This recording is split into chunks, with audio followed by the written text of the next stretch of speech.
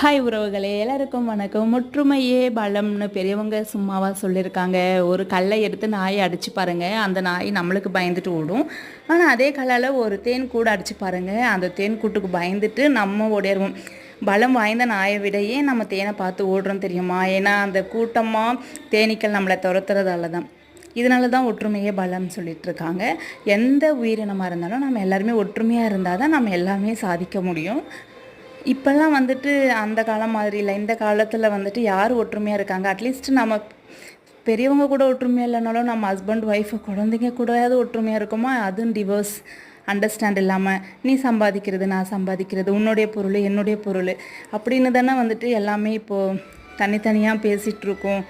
So நம்ம ஒற்றுமையாக இருந்தால் மட்டும்தான், அட்லீஸ்ட் நம்ம தூரம் தூரமாவது இருந்தாலுமே அந்த ரிலேஷன்ஷிப்பை மெயின்டைன் பண்ணால் தான் நம்மளுக்கு ஏதாவதுனா ஒன்று வருவாங்க, அவங்களுக்கு ஒன்றுனா நம்ம ஓடுவோம்.